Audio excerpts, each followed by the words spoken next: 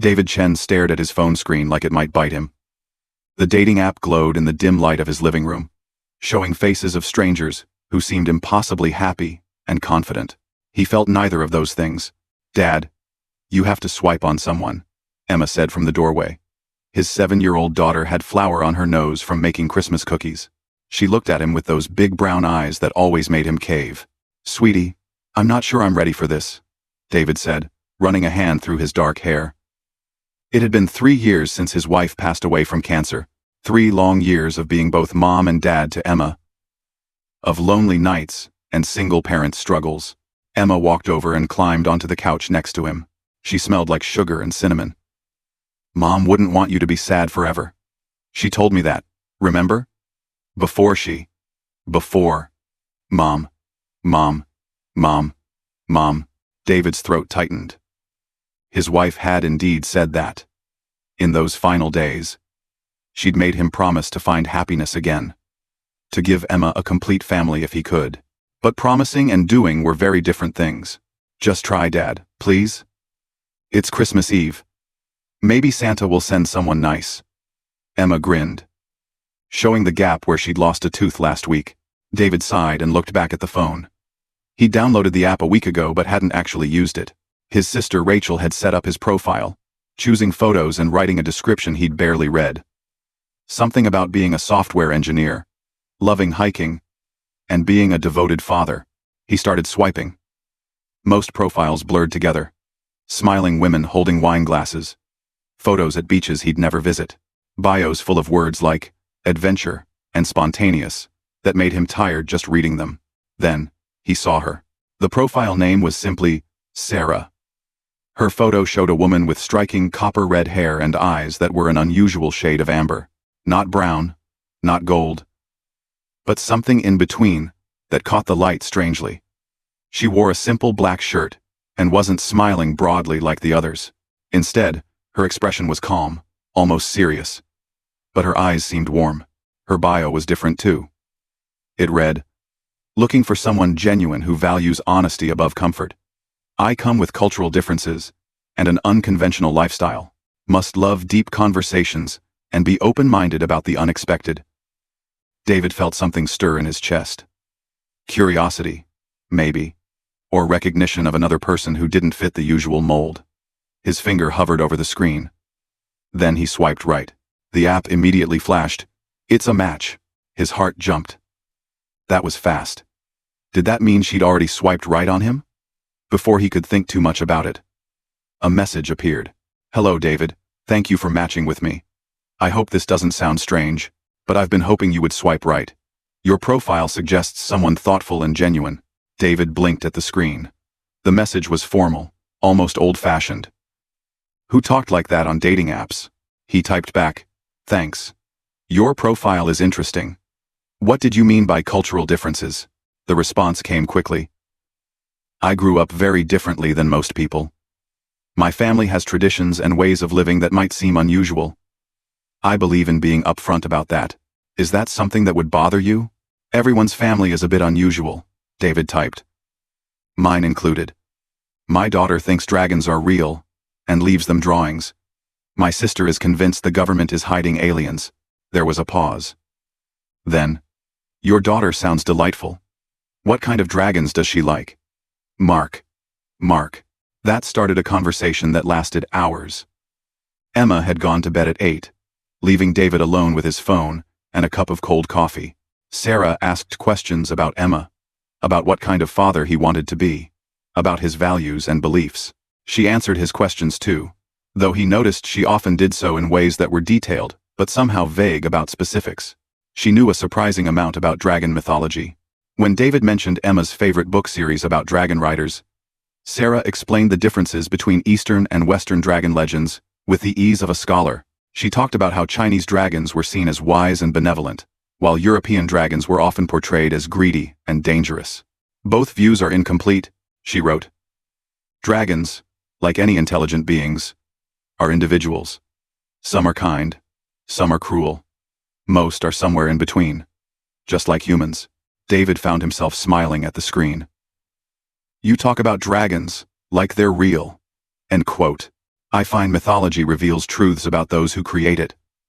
Sira replied.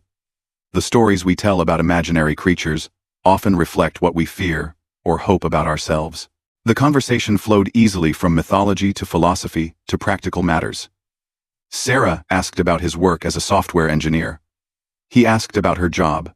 She said she worked as a consultant for various organizations, helping them understand different perspectives and solve complex problems. That's wonderfully vague, David typed with a laughing emoji. I suppose it is, Sarah admitted. I promise I'm not doing anything illegal or boring. I just find my work hard to explain in simple terms, like trying to describe color to someone who's never seen. As midnight approached, David realized he'd been talking to a stranger for nearly 4 hours and enjoyed every minute. That hadn't happened since he'd met his wife in college. I know this is fast, David typed, but would you want to meet for coffee tomorrow? I have morning plans with Emma, but I'm free in the afternoon. The 3 dots indicating Sira was typing appeared and disappeared several times. Finally, a message came through. I would like that very much. But I need to be honest with you about something first. I'm not entirely what you might expect. If you're willing to meet me anyway, come to the observation deck at Riverside Park at 2 o'clock. Come alone first. We can go somewhere more public after, if you're comfortable. I know that sounds suspicious, but I promise I'm not dangerous. I just need to show you something important before we proceed. David stared at the message. Every sensible part of his brain screamed that this was a red flag. Meeting a stranger alone in a park? That was horror movie territory. But something in her words felt sincere. The careful honesty, the acknowledgement that it sounded suspicious, the promise of going somewhere public after, and there was something else. Something he couldn't quite name.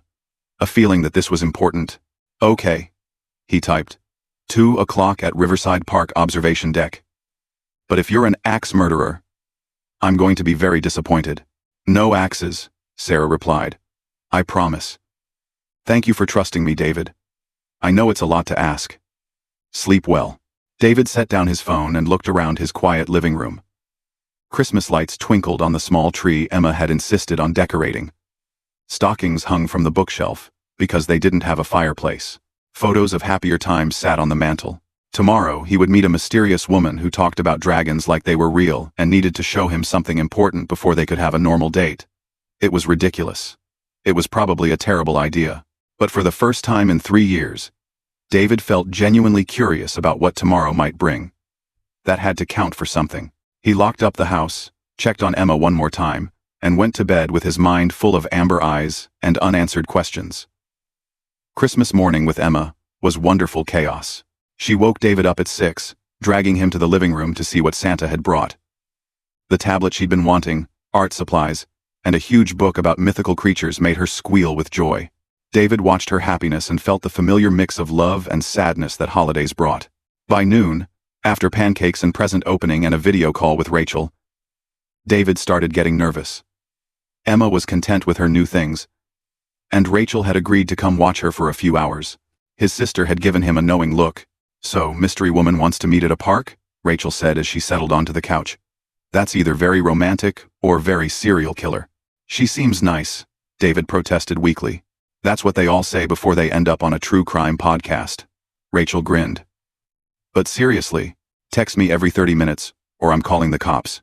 David bundled up in his winter coat. Though the December weather was unusually mild.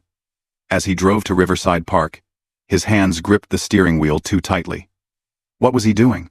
Meeting a stranger who wanted to show him something important sounded insane in the daylight, but he kept driving. The observation deck overlooked the frozen river. The park was nearly empty on Christmas afternoon. Most people were home, with their families. David parked and walked up the winding path to the wooden platform that jutted out over the water. A tall woman stood at the railing, her back to him. She had copper-red hair that fell past her shoulders, and she wore a long, dark coat that seemed too heavy for the mild weather. Even from behind, David recognized something about her posture from the photos. Sira? He called out. She turned slowly. David's breath caught. The photos hadn't lied, but they hadn't captured everything either. Her eyes were that same striking amber. But in person, they seemed to catch the light in strange ways, almost glowing. Her face was beautiful in an unusual way, with high cheekbones and features that seemed sharper than normal. She was tall, maybe 6 feet, and moved with a grace that seemed almost inhuman. "David," she said, and her voice was warm but carried an odd resonance. "Thank you for coming. I wasn't sure you would." "I almost didn't," he admitted, walking closer. "This is pretty strange. It's about to get stranger." Sierra smiled, but there was nervousness in it. "I've never done this before. Told someone. I mean, my kind usually don't." "Your kind?" David's engineering mind started cataloging oddities. The way she stood too still. The way her eyes tracked his movements with predator precision. The way the air around her seemed warmer than it should be. Sierra took a deep breath. "I'm not human, David. I'm a dragon." The words hung in the air between them. David waited for the punchline. The laugh. The reveal that this was some kind of elaborate joke. But Sierra just watched him with those amber eyes, serious and scared. "Dragons aren't real," David said automatically, even as part of his brain whispered that he'd seen something in her eyes. Something not quite human. "We are," Sierra said quietly. "We've lived among humans for thousands of years, hidden in plain sight. Most of my kind left Earth decades ago, returning to our homeworld through gates between dimensions. But some of us stayed. Observers. Protectors. Those of us who love this world. Too much to leave." David's rational mind warred with what his eyes were telling him. "This is crazy." "I know." Sierra slowly unbuttoned her long coat. "I can show you. If you're willing to see. But once you know, you can't unknow. Your life will be different. That's why I wanted to meet here first, privately, so you could choose." Every instinct told David to leave. To get in his car and drive away, and delete the app and forget this ever happened. But curiosity was stronger than fear. It always had been. That's what made him a good engineer. He needed to understand how things worked. "Show me," he said. Sierra slipped off her coat. She wore a simple, sleeveless shirt beneath it. Her arms looked normal at first, strong and toned. Then she closed her eyes, and her skin began to change. Scales rippled across her arms like water flowing upward. They were beautiful, bronze and copper, catching the winter sun and throwing back light in shimmering patterns. Not costume scales or makeup. Real scales that moved and flexed with her muscles, each one perfect and individual. David took a step back, his heart pounding. Sierra opened her eyes, and they'd changed too. The pupils were vertical slits now, reptilian and ancient. "I'm sorry," she whispered. "I know this is frightening." But David wasn't running. He was staring, his mind racing through possibilities and explanations, and coming up empty. "How?" he managed. "We're shapeshifters," Sierra explained, holding out her scaled arms. "Most of the time, we wear human form. It's comfortable enough, and it lets us live among you. But this is what we really are. Can you show me more?" The scientist in David was taking over from the scared civilian. Sierra looked around the empty deck, then nodded. Her shirt rippled as something moved beneath it. Wings unfurled from her back, bursting through slits in the fabric that David now realized were designed for exactly this purpose. The wings were magnificent, scaled like her arms, with a span of at least 15 feet. They caught the sunlight and seemed to glow. "Oh my God," David breathed.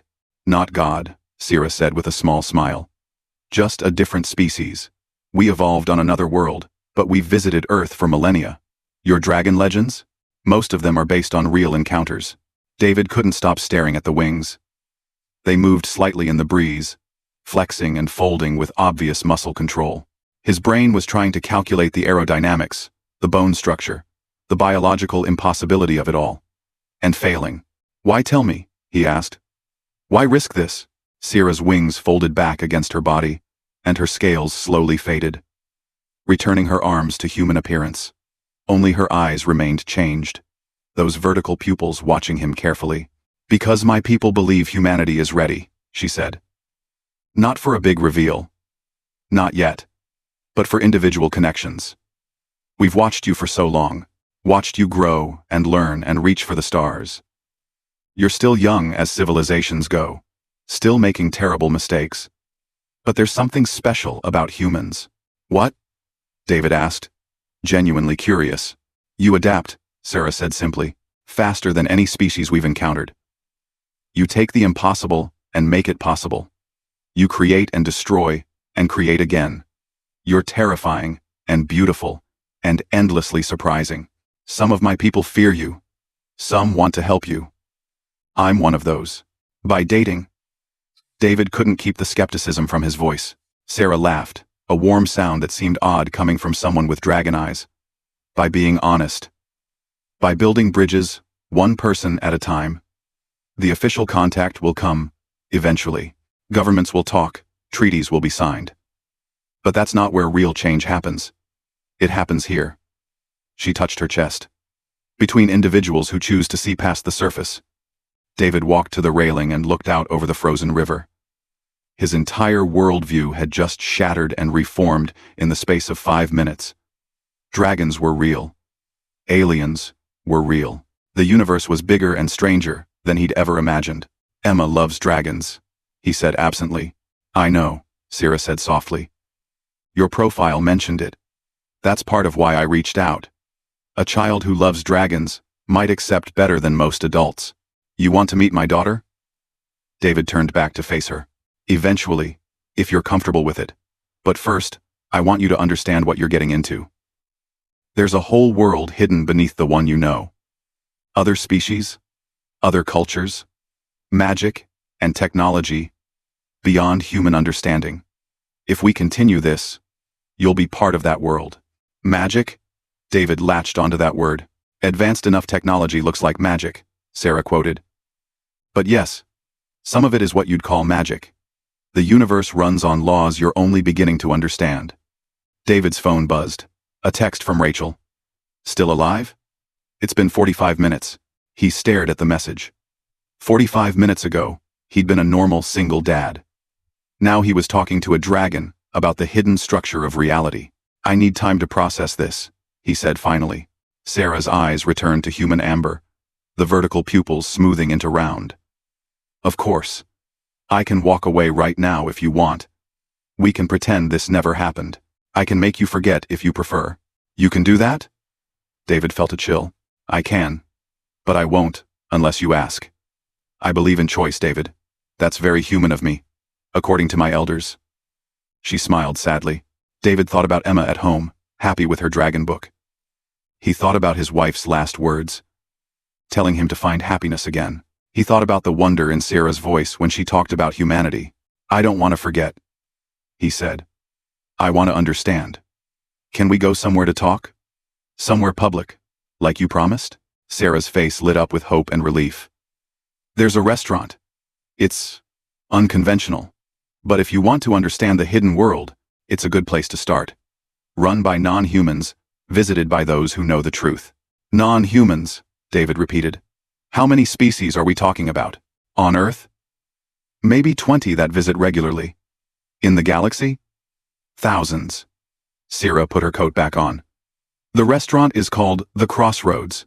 It exists in a pocket dimension, accessible through a door in Chinatown. I know that sounds like science fiction. Everything about this sounds like science fiction. David pulled out his phone and texted Rachel. I'm fine. Going to get food. We'll explain later. Trust me. Rachel's response was immediate. You'd better have a good story. Oh. I do, David muttered. He looked at Sarah. Let's go. I want to see this restaurant.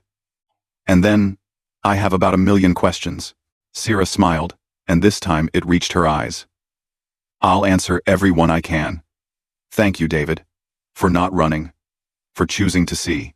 As they walked down from the observation deck together, David noticed for the first time that Sarah didn't leave footprints in the light snow, and the air around her was definitely warmer than it should be. His life had just become impossible. But somehow, walking next to a dragon on Christmas Day, David felt more alive than he had in 3 years. The door didn't look special. It was wedged between a closed electronics shop and a tea house in the heart of Chinatown, painted red with no sign or marking. David had probably walked past 100 doors exactly like it. This is it? He asked. Sarah nodded. You can't see it unless someone shows you, or unless you already know it's there. The door exists in multiple places at once. It's complicated. Everything today is complicated. David muttered. Sarah placed her palm flat against the door. For a moment, nothing happened. Then symbols glowed briefly under her hand. Script that looked like no language David had ever seen. The door swung inward. Instead of a dark hallway or storage room, beyond the threshold was a restaurant that couldn't possibly fit in the space between buildings. It was huge, with high ceilings decorated with floating lanterns that gave off warm light without any visible flame. Tables filled the space. And sitting at those tables were people who were definitely not all human. David froze in the doorway. At the nearest table, a family was eating soup. They looked mostly human, except their skin had a faint blue tint, and their eyes were solid black, no whites at all. Further back, someone with skin that seemed to be made of living crystal was reading a newspaper. A group of young people laughed at a corner booth, and David could swear one of them had pointed ears that were definitely not cosmetic. "It's okay," Sarah said gently, touching his arm. "They won't hurt you. Humans are rare here but not unwelcome." A woman appeared beside them so suddenly David jumped. She was elderly, with silver-gray hair pulled into a neat bun, and wore a traditional Korean hanbok. Her smile was kind, but her eyes were fox-like, too large and too golden. "Sarah," the woman said warmly. "It's been too long, and you've brought a guest." She looked at David with obvious interest. "A human guest. How delightful. Mrs. Kim, this is David. David, this is the owner of the Crossroads." Mrs. Kim bowed slightly. "Welcome, David.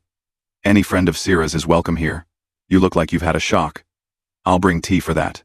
Before David could respond, she vanished. Actually vanished.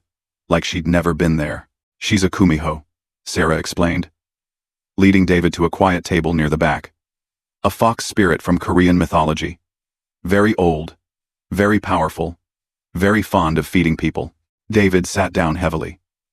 Around him, the restaurant buzzed with conversation in dozens of languages, some of which didn't sound like they should come from human mouths. A group at a nearby table was speaking in clicks and whistles. Someone else was using what sounded like musical tones. "How is this possible?" he asked. "How has this stayed secret?" Sarah settled into her chair with that same inhuman grace. "Magic helps. The accords help. The door only opens for those who already know, or who are brought by someone who knows. And most humans, if they see something impossible, convince themselves they imagined it. Your minds are very good at rejecting what doesn't fit your worldview." Mrs. Kim reappeared with a tea tray. The cups were delicate porcelain, and the tea smelled like nothing David had encountered before. Sweet and spicy, and somehow comforting. He took a sip, and felt warmth spread through his chest, easing the tight panic that had been building. "Better?" Mrs. Kim asked.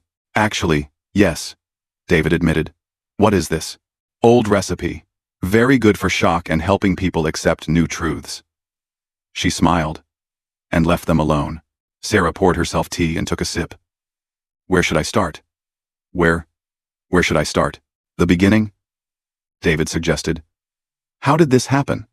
How are there dragons and fox spirits and crystal people, all living on Earth, without anyone knowing?" Sarah wrapped her hands around her cup. "Earth is what we call a protected development world. Your species evolved here naturally, without interference from others. That's rare and precious. Most civilizations in the galaxy were uplifted by older species or developed through contact early in their evolution. Humans are one of the few who did it alone." "Why protected?" David asked. "Because the Accords say you deserve the chance to grow at your own pace. About 10,000 years ago, the galactic community discovered Earth. You were barely starting agriculture, building the first cities. The Accords were put in place then. No interference. No contact. Just observation and protection from those who would exploit or harm you." David's mind reeled. 10,000 years of aliens watching us? "Not constantly," Sarah said. "And not many. A few observers, some scholars. Those of us who find Earth fascinating. My people have been coming here for about 7,000 years. We loved your mountains, your wide skies. Some dragons stayed permanently. We integrated into your cultures, lived among you. That's where your legends came from. But why hide? Why not just tell us?" Sierra's expression grew serious. Because premature contact can destroy a developing civilization. We've seen it happen. A species that isn't ready, that doesn't have the technology or social structure to handle the reality of a populated galaxy, can collapse. Wars over whose religion is right when gods turn out to be aliens. Economic chaos when advanced technology appears overnight. Psychological breakdown when people realize they're not special, not alone, not the center of creation. David thought about that. We're not ready now either. If this got out, there would be panic. Maybe, Sierra agreed. But you're closer than you've ever been. You have the internet, global communication. You've started leaving your planet. You're developing artificial intelligence and genetic engineering. Within a generation or two, you'll discover evidence of other civilizations on your own.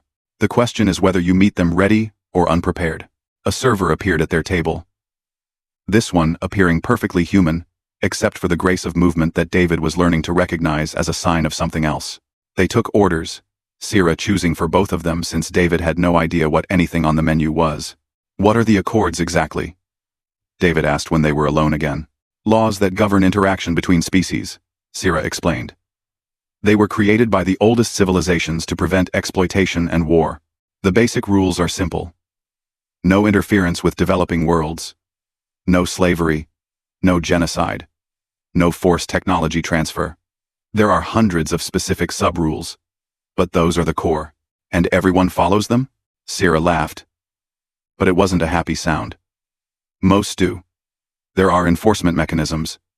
But there are always those who try to find loopholes or break the rules when they think they can get away with it. That's why we have observers here. To make sure no one harms Earth or humanity. Who enforces the Accords? A coalition of the oldest species. Dragons are part of it, which is why some of us stayed here. We take our responsibilities seriously.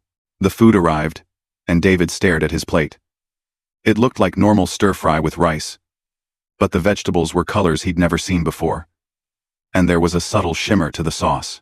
It's safe, Sierra assured him. Mrs. Kim knows human biology. She wouldn't serve you anything harmful. David took a careful bite. It tasted amazing, familiar, and exotic at the same time. This is incredible. Qadar. This is incredible. She's been cooking for 600 years. She's had time to perfect her recipes. Sierra ate with delicate precision. 600 years, David repeated. How long do dragons live? Thousands of years if we're healthy and safe. I'm only 214. David nearly choked on his rice. You're 200 years old? Young by dragon standards, Sierra said with a slight smile. Barely an adult. That's one of the complications I mentioned. If we continue dating, you need to understand that I'll outlive you by centuries. That's hard for both of us. The weight of that settled on David's shoulders. But before he could respond, a man stopped at their table. He was tall, muscular, with dark skin and eyes that flashed gold when the light hit them right. Sierra, he said, his voice deep and resonant. I heard. You were bringing a human to the crossroads. Bold choice. Sierra's posture stiffened slightly. Keeper. This is a private conversation. The man called Keeper looked at David with interest. Is this the software engineer with the daughter? The one you've been watching for weeks? Watching? David looked at Sierra. She had the grace to look embarrassed. I may have noticed your profile before I matched with you. I wanted to be sure you were genuine before I reached out. Weeks? David repeated. Keeper chuckled. She's been debating whether to contact you for a month. Drove the rest of us crazy. He seems kind. He values family. But what if he can't handle the truth? What if I ruin his life? Over and over. He imitated Sarah's voice mockingly. Keeper. Go away. Sarah said firmly. Just wanted to see the human who finally got you to break the rules. Keeper nodded to David. Good luck. You're going to need it. He walked away, joining a table of people who were definitely not human, based on the way they all turned to stare at David, in unison. I'm sorry about him, Sarah said. He's a griffin. A griffin. Right, of course. David rubbed his face. So you've been watching me for weeks? I wasn't spying on you, Sarah said quickly. I saw your profile and something about it called to me. The way you talked about your daughter, about wanting to be honest and genuine. So, I looked into you a bit. Public records. Social media. I wanted to make sure you were who you seemed to be. And you are, you're exactly what you seem. A good father, a decent man, someone who's been through pain and come out still believing in kindness. Sarah met his eyes. That's rare, David, in any species. David didn't know what to say to that. He looked around the restaurant instead, watching the impossible mix of beings, eating and talking, and living their lives. How many of you are there? On Earth? I mean, maybe 5,000 permanent residents, Sarah said. Another 20,000 who visit regularly. We mostly live in cities, where it's easier to blend in. There are hidden communities like this one, all over the world. And you all just, what? We have our own politics, our own conflicts. Fox spirits don't always get along with Tanuki. Some Fae courts won't speak to others. Dragons have our own internal arguments about whether staying on Earth is wise. But in places like this, we try to coexist peacefully. It's good practice for when humanity joins the galactic community. When? David caught the word. Not if? Sarah smiled. Not if. You're too curious, too ambitious to stay isolated forever. Within 50 years, probably less, you'll have the technology to detect our gates between dimensions. Or you'll encounter one of the less ethical species that breaks the accords. Or you'll simply become advanced enough that the accords allow contact. It's coming, David. The only question is whether humanity is ready. And dating me helps with that. How? Because change doesn't happen with governments and treaties first. It happens with people. One human and one dragon choosing to see past species. One family that bridges two worlds. One child who grows up knowing the truth and isn't afraid. Sarah reached across the table, stopping just short of touching his hand. I'm not trying to manipulate you. I genuinely like you, but yes. I also believe that relationships like this, if they work, can help build understanding before the official contact. David looked at her hand, so close to his. He thought about Emma at home, with her dragon books. He thought about his wife telling him to find happiness again.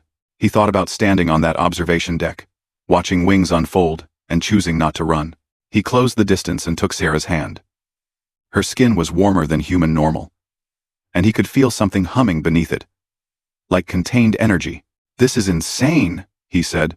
Completely, Sarah agreed. I have a million more questions. I'll answer them all. And I need to tell my sister something. She's going to lose her mind. Sarah squeezed his hand gently. We can figure that out together.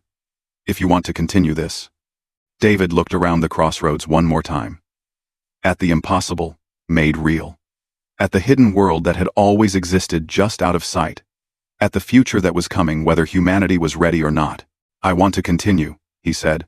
But we're taking this slow. And Emma's safety comes first. Always. Always, Sarah agreed immediately. I would never let anything harm her. That's a promise, David. On my name. And my honor. As a dragon. The way she said it, formal and serious, David knew it meant something deep. He was dating a dragon. His daughter was going to either be terrified or ecstatic. And he was betting on ecstatic. His sister was going to think he'd lost his mind. But sitting there in the crossroads, holding hands with someone who wasn't human, David felt something he hadn't felt in years. Hope for the future. Okay, he said. Let's see where this goes.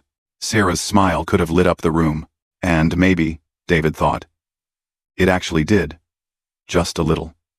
David's phone rang at 11 at night. 2 weeks after he'd first met Sarah at the observation deck. He'd just gotten home from their 4th date. This one at a normal human restaurant where they'd talked about movies and music and everything except the fact that she was a dragon.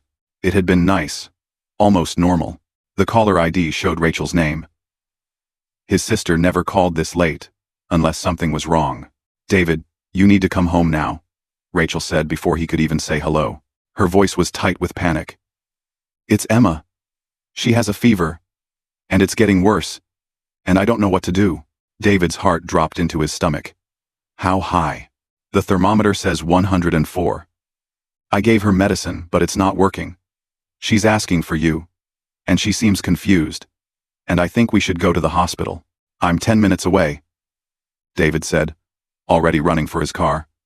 Call her doctor. I'll be right there. He hung up and drove faster than he should have, his mind racing with worst-case scenarios. Emma had been fine when he left. A little tired maybe, but fine. High fevers in kids could be serious. Meningitis, flu, 100 other terrifying possibilities. His phone buzzed with a text from Sarah. Is everything okay? You left in a hurry. He'd forgotten they'd been texting goodnight. He called her instead, putting it on speaker as he drove. It's Emma, he said when she answered. High fever. I have to get home. How high? Sarah's voice was immediately sharp, focused. Rachel said, 104. That's dangerous for human children. A pause. David's hands tightened on the wheel. Help. How? Dragon biology includes healing capabilities. We can share our life energy with others. Reduce inflammation. Fight infections. It's why your legends include stories of dragon tears. Curing illness. Dragon tears? David almost laughed. But it came out strangled. The legends got some details wrong, but the core truth is there. We can heal. I can help Emma. I would never hurt a child, David. I swear on everything I am. David pulled into his driveway, his mind warring with itself. Trust a non-human with his sick daughter? Let someone perform what was essentially alien medicine on Emma? Every protective instinct screamed no. But Sarah had been nothing but honest. And if she could help, come to my house, he said. Quickly, he gave her the address and ran inside. Rachel met him at the door, her face pale. She's getting worse, Rachel said. I called the doctor, but got the answering service. They said to take her to emergency if it goes above 105. David rushed to Emma's room. His daughter lay in bed, her face flushed red, her pajamas soaked with sweat. Her eyes were half open and glassy. Daddy, she whispered. I don't feel good. I know, baby. I'm here. David pressed his hand to her forehead and pulled it back from the heat. She was burning up. We're going to make you feel better. My friend is coming, Emma mumbled. The dragon friend. From my dreams. David and Rachel exchanged looks. Emma had been having vivid dreams lately, talking about a nice dragon lady who told her stories. David had assumed they were just dreams. Now he wondered if Sarah had been doing something he didn't know about. The doorbell rang. Rachel went to answer it, and a moment later, Sarah entered Emma's room. She'd clearly rushed over. Her hair was windblown, and she was wearing casual clothes instead of her usual put-together outfits. Emma, Sarah said softly, kneeling by the bed. I'm here, little one. Emma's eyes focused on Sarah, and she smiled despite her obvious misery. You're real. Rachel said, you might be real, but I wasn't sure. Rachel stood in the doorway, her eyes wide. That's her? Your girlfriend? Rachel, this is Sarah, David said. Sarah, my sister Rachel. And we'll explain everything later, but right now Emma needs help. Sarah looked at David. May I? David nodded, moving back to give her space. His heart pounded as Sarah placed her hands gently on either side of Emma's face. This might feel strange, Sarah told Emma, but it won't hurt. You're nice in my dreams, Emma said. You tell good stories. I'll tell you more stories when you're better. Sarah closed her eyes. A soft golden glow began to emanate from her palms. It spread across Emma's skin like warm sunlight, gentle and beautiful. David watched in amazement as the glow intensified, wrapping around his daughter like a cocoon of light. Emma's eyes widened. It's warm. It feels nice. That's my fire, Sarah murmured. But gentle fire. Healing fire. The glow pulsed in rhythm with Sarah's breathing. David could feel the temperature in the room rising slightly. A comfortable warmth. Like standing in sunshine. Emma's flushed face began to return to a normal color. The tension in her small body eased. After several minutes, Sarah opened her eyes. The glow faded slowly, like the sun setting. She pulled her hands back and touched Emma's forehead with the back of her fingers. Fever's breaking, Sarah said. The infection was bacterial. I've helped her immune system fight it off. She'll need rest and fluids, but she'll be fine by morning. Emma was already looking better, her eyes clear and focused. You really are a dragon, she said with wonder. Sarah smiled. and her eyes shifted to their dragon form for just a moment. Vertical pupils flashing in the dim room. I really am. That's so cool. Emma tried to sit up, but Sierra gently pushed her back down. Rest now. Emma yawned hugely and closed her eyes. Within moments, she was asleep, breathing easy and deep. David reached over to check her temperature. Cool and normal. He looked at Sarah, who suddenly seemed exhausted. There were dark circles under her eyes that hadn't been there before. Thank you, he whispered. Thank you so much. Of course, Sarah said softly. She started to stand but swayed slightly. David caught her arm. Are you okay? Healing takes energy. I'll be fine after I rest. Sarah managed a tired smile. Rachel cleared her throat from the doorway. So, dragon. You're a dragon. Rachel, David started. A real, actual dragon just healed my niece using glowy magic hands, Rachel continued, her voice rising slightly. And you've been dating for 2 weeks, and you didn't tell me? Let's talk in the living room, David suggested. Emma needs to sleep. They moved to the living room, Sarah sinking onto the couch like her legs couldn't hold her anymore. David got her a glass of water, which she drank gratefully. Rachel stood with her arms crossed, looking like she was trying to decide between fascination and anger. How much energy did that take? David asked Sarah. More than I expected.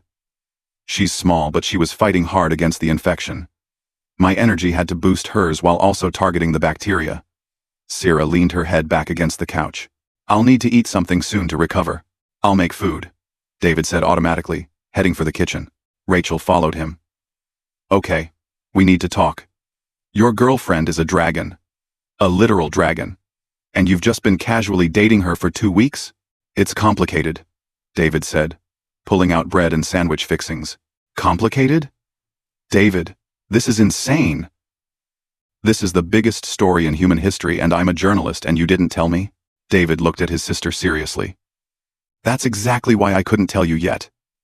This isn't my story to share. Rachel, there's a whole hidden world out there. Thousands of non-humans living among us. If that gets out the wrong way, people could get hurt. People deserve to know, Rachel protested. Maybe, but not like this. Not with panic and fear. David finished making a large sandwich and put it on a plate. Sierra's people have been here for thousands of years. They've seen civilizations collapse from premature contact with the unknown. We're not ready. When will we be ready? I don't know, but I know that scared people do stupid, violent things. David met her eyes. I need you to keep this secret, Rach. Please. For Emma's safety if nothing else. Rachel was quiet for a long moment. Then she sighed. They returned to the living room. Sarah had her eyes closed, but opened them when David approached. I made you food, he said, handing her the sandwich. I don't know what dragons usually eat, but this is perfect, Sarah said, taking a large bite. We're omnivores. We can eat most of what humans eat, though we need more protein, and we run hotter so we need more calories. Rachel sat in the armchair across from them, watching Sarah eat with undisguised curiosity. So, you're really a dragon. You can fly and breathe? Fire? And everything? And everything, Sarah confirmed. Though I rarely do either in human-populated areas. Too noticeable. How many of you are there? On Earth? About 300 dragons permanently. More visit occasionally. Sarah finished half the sandwich in impressive time. We're not the only non-humans here either. There are dozens of species living among you. Rachel's eyes went wide. Like what? Fox spirits, griffin, fey-touched humans, shapeshifters, elemental beings, refugees from dying worlds, scholars studying Earth, observers making sure the accords are followed. Sarah counted on her fingers. Earth is protected, but not empty of outsiders. The accords? David let Sarah explain about the galactic community, the laws protecting developing worlds, the careful balance between protection and isolation. Rachel listened with the intense focus she usually reserved for major news stories, asking sharp questions and clearly filing everything away. So first contact is coming eventually, Rachel said.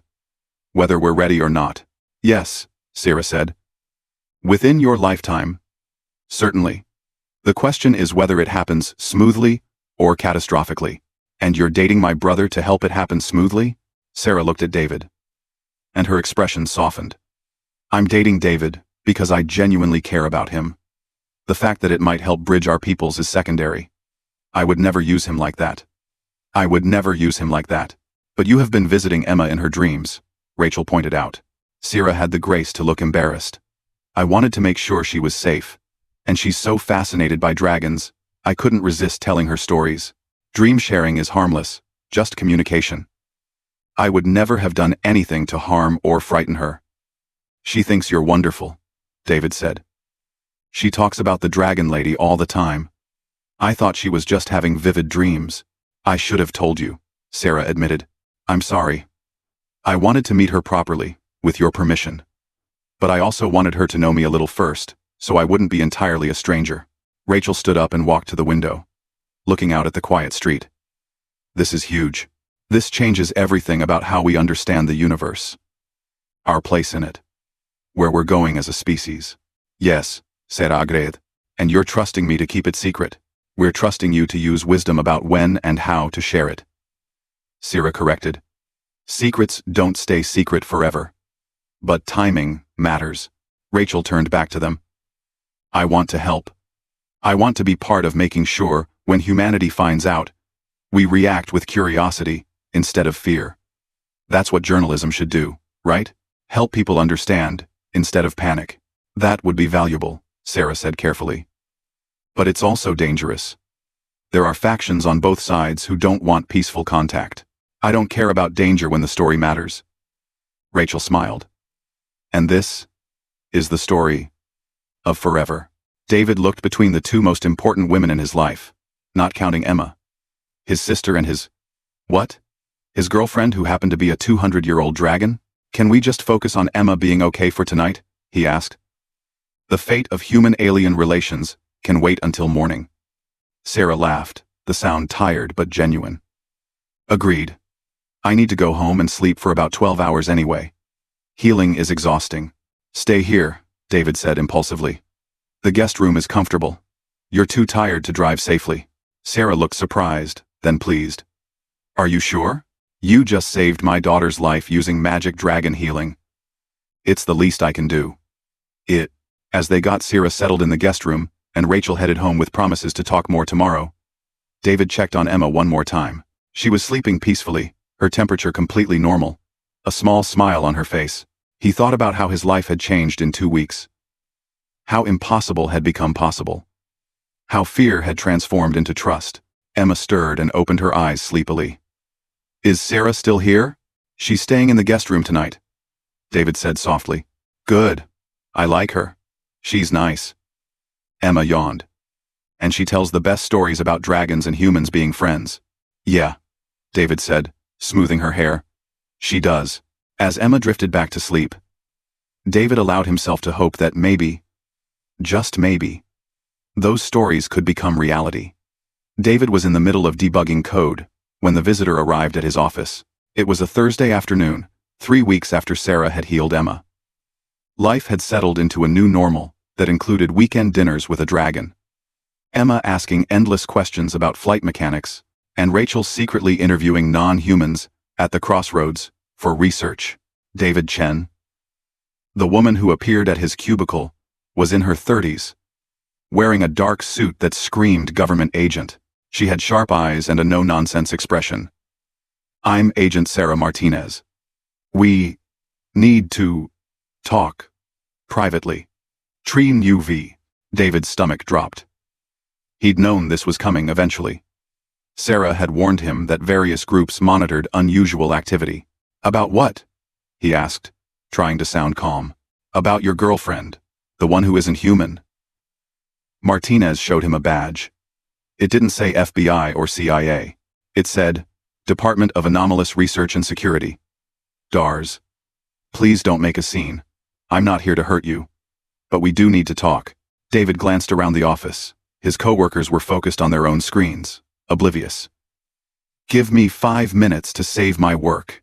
He texted Sierra under his desk. Government agent here. They know about you. Her response came immediately. Stay calm. Don't tell them anything you don't want to. I'm coming. Martinez led David to a black SUV in the parking lot. Inside was another agent. A young man who introduced himself as Agent Park. They didn't handcuff David, or threaten him. They just drove to a coffee shop and bought him a latte. We're not the bad guys, Martinez said, as they sat at a corner table away from other customers. Despite what you're probably thinking, you're government agents who apparently spy on people dating non-humans, David said. Forgive me if I'm not reassured. Fair, Martinez acknowledged. She pulled out a tablet and showed David photos. They were of him and Sarah. At restaurants. Walking in the park. Outside his house. We've been monitoring anomalous activity in this city for 3 years. Dragons are high priority. When Sarah started openly dating a human, that got our attention. What do you want? To understand your intentions, and to warn you. Martinez swiped through more photos. These showed other non-humans. Some David recognized from the crossroads. DARS was founded in 1952 after the Roswell incident. Yeah, that was real, though not what people think. We've been tracking non-human presence on Earth ever since. And what do you do with them? David asked, his voice hard. Depends on the division, Agent Park said. Martinez and I are part of observation and contact. We monitor, we record, but we don't interfere unless there's an immediate threat to human safety. We're the good guys. And the not good guys? Martinez's expression darkened. Containment Division believes non-humans are a threat that should be captured and studied. Expulsion Division wants them all forced off Earth. Both divisions have influential backers in the government and military. David felt cold. You're saying there are people who want to hurt Sarah? We're saying there are people who see her relationship with you as either a valuable opportunity or a dangerous precedent, Martinez said. And both groups are watching you. What do you want from me? Information. Cooperation. Help navigating what's coming. Martinez leaned forward. Look, Mr. Chen. Contact is inevitable. We've known about non-humans for decades. They've been here for millennia. But the old status quo is breaking down. More non-humans are revealing themselves to trusted humans. Some humans are starting to figure things out on their own. It's coming to a head. So you want me to be your spy? David said flatly. We want you to be aware. Agent Park said. Aware that you and your daughter are now persons of interest to multiple factions. Aware that Sarah's decision to date you, openly, has made her a symbol. Aware that people will try to use you against her, or her against you. David's phone buzzed. A text from Sarah. Outside. Don't go anywhere with them. My girlfriend's here, David said. Martinez nodded. We expected that. Dragons are protective of their mates. We're not, David started, then stopped. Were they mates? They'd only been dating a month, but the word felt right somehow. Sarah walked into the coffee shop, and every agent instinct in Martinez and Park went on alert. She looked completely human in jeans and a sweater. But something about the way she moved made it obvious she was dangerous. Agent Martinez, Sarah said coolly. I thought observation and contact was supposed to observe, not interfere. We're not interfering, we're warning. Martinez gestured to an empty chair. Sit. Please. We're on the same side. Sarah sat next to David, close enough that he could feel the heat radiating from her. One of her hands found his under the table. Squeezing gently. You're not on our side, Sarah said. You're on humanity's side. Those aren't always the same thing. They are when it comes to preventing violence and panic, Martinez countered. Look, I know you don't trust us. But Containment Division is planning something. They know about David, about Emma. They see your relationship as evidence that non-humans are infiltrating human families. Infiltrating? Sarah's voice was dangerously quiet. I'm dating someone I care about. That's not infiltration. I know that, Martinez said. But they don't care. They're looking for an excuse to act against the non-human community. And a human child being influenced by a dragon makes for great propaganda. David's blood ran cold. You're saying they'd go after Emma? I'm saying they might try to use her. Take her into protective custody to force Sarah's cooperation. Study her to see if there are any biological changes from exposure to dragon energy. Park looked genuinely apologetic. We've intercepted communications, suggesting they're planning something soon. Sarah stood abruptly, her chair scraping against the floor. If they touch Emma, they won't, Martinez said firmly. Not if we work together. Observation and contact can provide protection. We have agents who believe in peaceful integration. But we need your cooperation. Regrem and Dawn. Regrem and daughter. What kind of cooperation? David asked. Let us assign protective detail to your family. Share information about upcoming non-human activities, so we can prevent Containment Division from interfering. Help us build a case for official contact on peaceful terms. Martinez pulled out a card. I know this is a lot. Think about it. But don't take too long. Things are moving fast. Sarah took the card, her expression unreadable. We need to discuss this privately. Of course. Martinez stood. My number's on the card. Call anytime. And Mr. Chen? For what it's worth, I think what you and Sarah are doing is brave. The world needs more bridges, not more walls. After the agents left, David and Sarah sat in silence for several minutes. Are you okay? Sarah asked finally. No. David said honestly. I'm terrified. They're threatening Emma. They're not threatening her. They're warning us others might.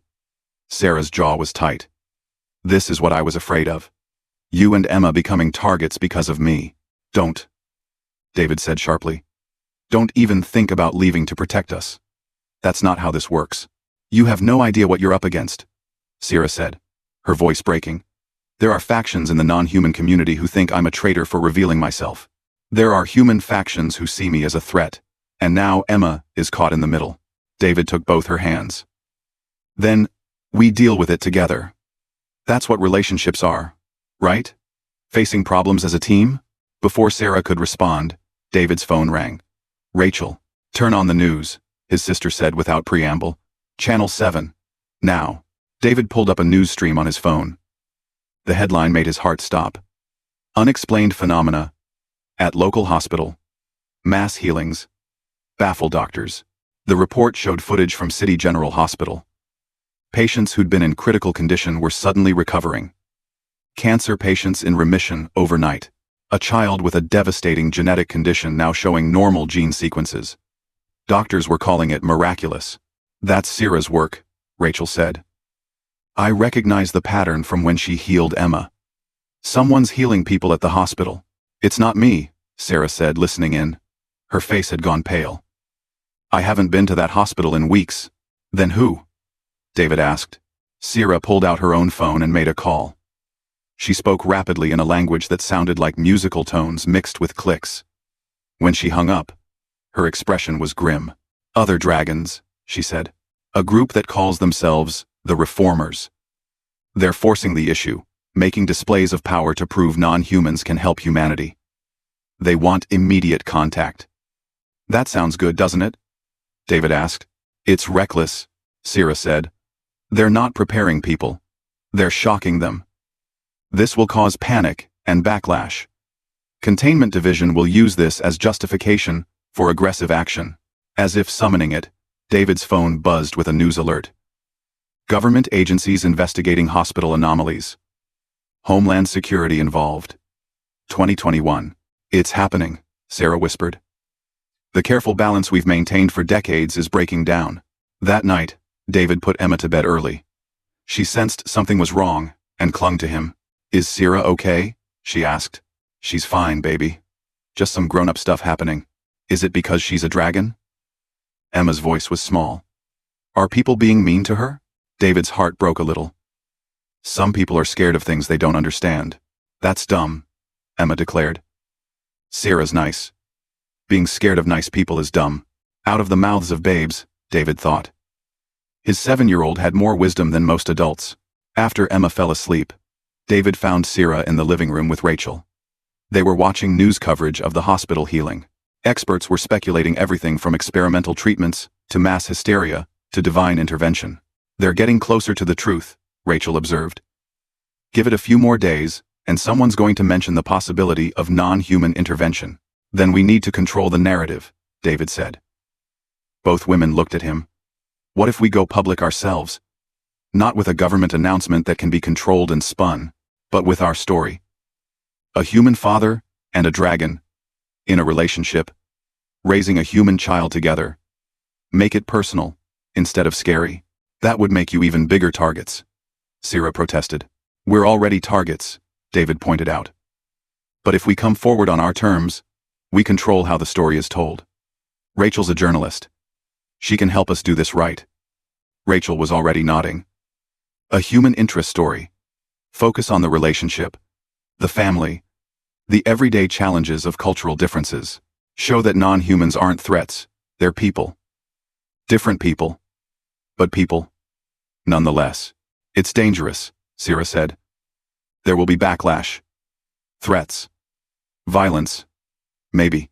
Staying hidden is dangerous too, David countered. For you, and for every other non-human living in fear of being exposed. Maybe it's time to stop hiding. Sierra looked at him for a long moment. You're sure? Once we do this, there's no going back. Your life? Emma's life? Everything changes. It's already changed, David said. The question is, whether we let others define what that change means, or whether we define it ourselves. Rachel pulled out her recording equipment. Give me tonight to prepare questions and line up photographers. Tomorrow, we do the interview. I'll publish it online, where it can't be suppressed. And then, she grinned. Then we see if humanity is ready to learn. They're not alone. Thanks for watching. And then, she grinned in Marnet. David took Sierra's hand. Together? Sierra's eyes shifted to dragon form. Vertical pupils glowing in the dim light. Together. Outside, watching from a parked car down the street, Agent Martinez received a notification on her tablet. The surveillance equipment had picked up the conversation. She smiled and made a call. They're going public. Tomorrow. Get our people ready. Protect that family at all costs. In another part of the city, different agents received the same information and made very different plans. The battle for Earth's future was about to begin. And it would start with one family's choice to step into the light. The article went live at 6 in the morning. Rachel had worked through the night, crafting the perfect story. The headline was simple. Love Beyond Species. A single father's journey into the hidden world. It included photos of David and Sierra together, looking like any normal couple. Photos of Emma drawing dragons, with Sierra watching over her shoulder, and one photo of Sarah with her scales showing, wings partially unfurled, eyes in their dragon form, smiling gently at the camera.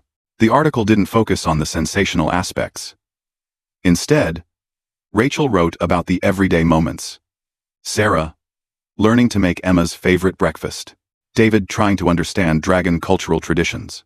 Emma's joy at having someone who could answer all her dragon questions with real knowledge. We're not so different. David was quoted saying, we both want connection, family, purpose. The fact that Sarah has scales and wings doesn't change that she's kind, honest, and makes my daughter laugh. Isn't that what matters?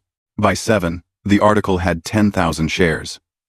By 8, it was trending globally. By 9, news crews were parked outside David's house.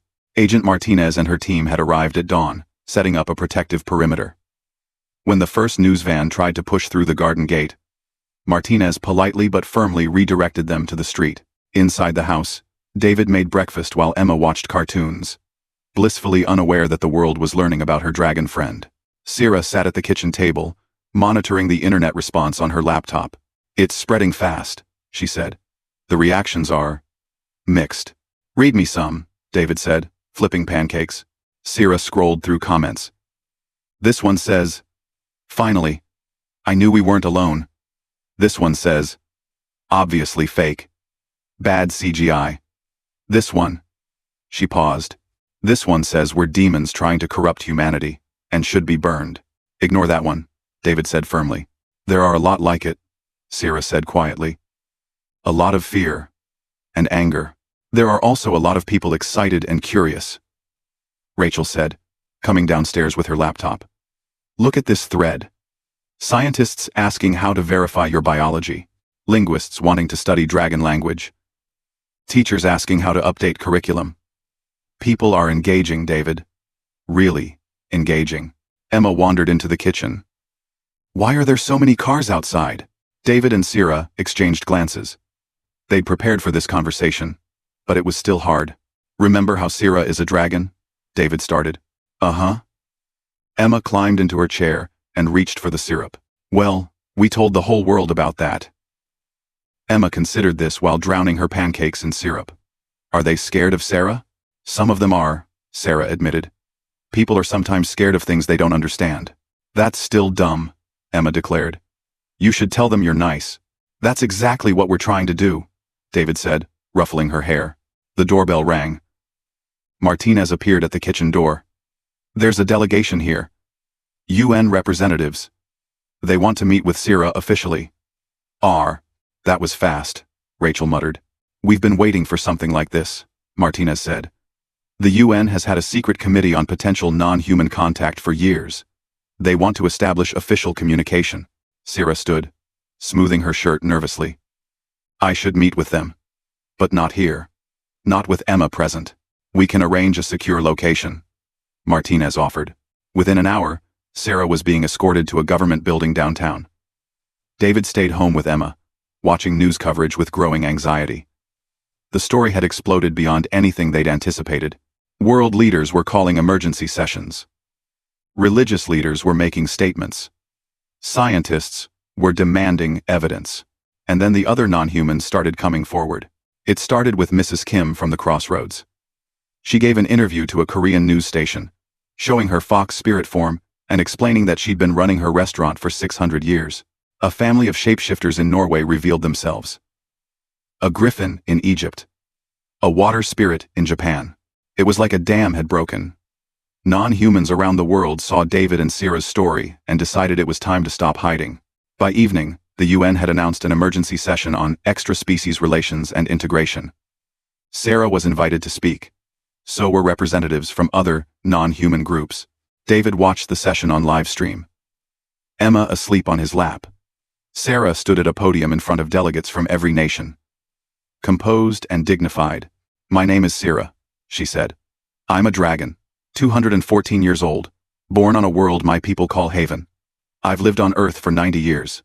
I love your mountains, and your music, and the way humans never stop asking questions. She paused, looking directly into the camera. We haven't been hiding from you out of malice. We've been protecting you. Protecting your development. Your freedom to grow at your own pace. But you're ready now. Ready to know you're not alone. Ready to join the galactic community. Ready to face the challenges that come with that knowledge. A delegate from Russia stood. How many of you are here? How long have you been watching us? Thousands on Earth. Millions in the galaxy. And we've been watching since your earliest civilizations. Sarah met his gaze steadily. But watching is all we've done. The accords that govern the galactic community forbid interference with developing worlds. We observe, we protect, but we don't control. Why should we believe you? A delegate from China asked. Because we're choosing transparency, Sierra said. Because we could have stayed hidden indefinitely. Because we're here, answering your questions. Instead of hiding in the shadows, judge us by our actions. The session lasted 6 hours. Sierra answered every question with patience and honesty. Other non-human representatives joined, explaining their presence, their cultures, their reasons for being on Earth. When it was over, the UN announced the formation of a new body. The Committee for Interspecies Relations and Integration. Sarah was appointed as one of the dragon representatives. The world didn't end. There was panic in some places, yes, protests, and fear, and anger. But there was also wonder, excitement, hope. In schools, teachers started discussing the reality of other species. In labs, scientists began collaborative projects with non-human scholars. In homes, families talked about what it meant to not be alone in the universe. David and Sarah's relationship became a symbol. Not perfect, not without challenges, but genuine. They gave interviews together, talking honestly about the difficulties of bridging cultures, Sierra's inability to eat certain human foods. David's struggle to understand dragon concepts of time and family. Emma's delighted acceptance of everything. 3 months after the article published, Sierra moved in with David and Emma officially. They had to do extensive paperwork to establish legal rights for a non-human partner, blazing trails through bureaucracy that had never imagined this scenario. 6 months in, they had their first real crisis.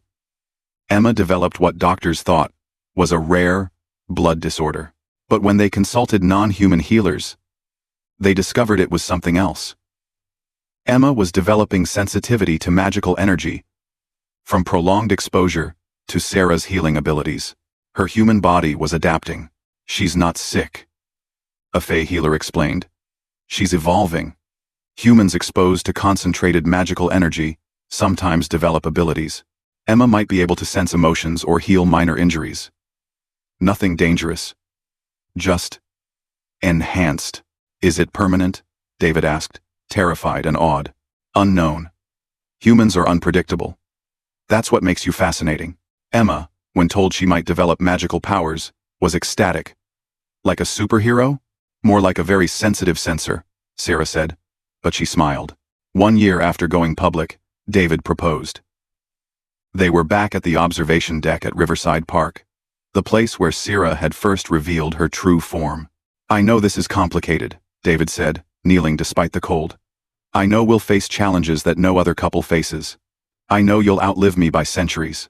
But I also know that I love you. That Emma loves you.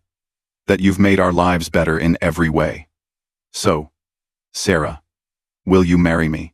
Sarah's eyes filled with tears, and for a moment, her dragon nature showed through. Scales flickering across her skin. Eyes shifting to vertical pupils. Yes, she whispered. Emma, hiding in the bushes where she was supposed to be surprising them, jumped out with a cheer. I get to be Flower Girl. The wedding 3 months later was the first legally recognized union between a human and a non-human. It was held at the crossroads, officiated by Mrs. Kim, attended by humans and non-humans alike. Emma scattered rose petals that Sarah's dragon friends enchanted to glow like fireflies. Rachel covered the wedding for her news outlet, which had become a leading source for interspecies relations reporting. She'd won awards for her coverage. But more importantly, she'd helped shape the narrative toward understanding instead of fear. Agent Martinez attended, off-duty, with a gift. Official documentation making David an advisor to the Committee for Interspecies Relations. You have a perspective we need, she said. The human who chose to see beyond species. The world continued to change. There were setbacks and conflicts. Some humans couldn't accept the new reality. Some non-humans couldn't accept humans as equals. But progress happened. One relationship, one friendship, one collaboration at a time. 5 years after that Christmas Eve swipe, David stood in his backyard, watching Sarah teach 12-year-old Emma the basics of dragon meditation techniques. Emma floated 6 inches off the ground, her face scrunched in concentration as she tried to maintain the levitation. I'm doing it, Emma squealed, then immediately crashed back down, laughing. You're doing great, Sarah encouraged. Better than I was at 12. David's phone buzzed. A message from work. He was part of a team developing translation software for interspecies communication, using his engineering skills to bridge the gap between human and non-human languages. Rachel appeared through the back gate, carrying her laptop. You need to see this. The Mars colony just accepted their first non-human resident, a geological engineer who's actually made of living crystal. They're calling it a milestone in human-alien cooperation. Alien feels wrong now, David said. They're just people. Different people. Tell that to the integration opponents, Rachel said. But she smiled. Though they're losing ground every day. Hard to be afraid of the unknown when the unknown is your kid's math tutor, or your neighbor, or your brother's wife. Sarah walked over, leaving Emma practicing her meditation. She slipped her hand into David's, her skin warm as always. Do you ever regret it? She asked quietly. That swipe that changed everything? David looked at Emma, floating briefly off the ground again, giggling with delight. He looked at Rachel, passionate and purposeful in her work. He looked at Sarah. Scales, briefly shimmering on her arms, in the afternoon sun. Never, he said. Best decision I ever made. That night, after Emma went to bed, David and Sarah decorated their Christmas tree together. It had become a tradition, blending human and dragon customs. earth ornaments alongside crystalline decorations from Sierra's homeworld. Lights that glowed with electricity, mixed with enchanted flames that never burned. "Do you think we made a difference?" David asked. "I mean, contact would have happened eventually anyway." "We made it happen with love instead of fear," Sarah said. "We showed both our peoples that bridging the gap was possible." "That's not nothing." Rachel joined them, hanging an ornament made from her first article about them, preserved in resin. "The world's changed so much. My niece might grow up to work on another planet, with alien coworkers." That was science fiction 5 years ago. "It's still science fiction," David said. "We're just living it now." Emma came padding downstairs in her pajamas, clutching her well-worn dragon book. "Can't sleep. Will you tell me a story, Sarah?" Sarah settled on the couch, Emma curling against her side. "What kind of story?" "What? Tell me about the first humans you met. Were they scared?" "Some were," Sarah admitted. "But some were curious. One asked me 100 questions about flight mechanics. Another wanted to know if dragons liked music. Did they?" Emma asked. "We do. Though our music sounds different from yours." Sarah hummed a few notes, a melody that sounded like wind through canyons. And Emma's eyes widened with wonder. David watched his family, human and dragon, and something new that was both and neither. He thought about how scared he'd been that first Christmas Eve, swiping right on an impossible match. How terrified he'd been meeting Sarah at the observation deck. How close he'd come to running instead of staying. If he'd run, if he'd let fear win, he'd have missed all of this. The wonder, the love, the chance to be part of humanity's greatest adventure. Outside, the world continued its bumpy journey toward integration. There would be more conflicts, more challenges, more difficult days ahead. But there would also be discoveries, collaborations, friendships across species. And it had started here, in a small house in a normal neighborhood, with a single father, a dragon, and a 7-year-old girl who knew being scared of nice people was dumb. Emma fell asleep listening to Sarah's stories, her breathing steady and peaceful. David carried her up to bed, tucking her in among her dragon toys and her science books and her artwork of imaginary worlds that weren't so imaginary anymore. When he came back downstairs, Sarah had her wings out, stretching them in the living room because she could hear, because this was home. Because hiding was no longer necessary.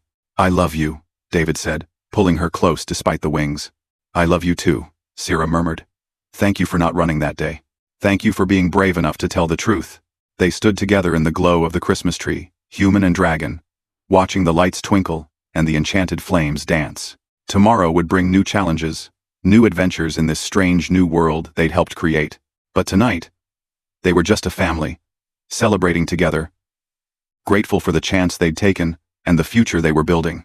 Outside, snow began to fall, each flake catching the light from windows all along the street.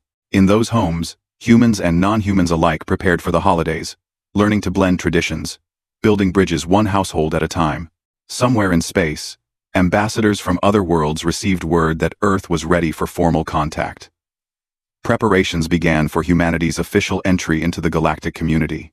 But that was a story for another day. Tonight was for family, for love, for the quiet miracle of connection across impossible divides.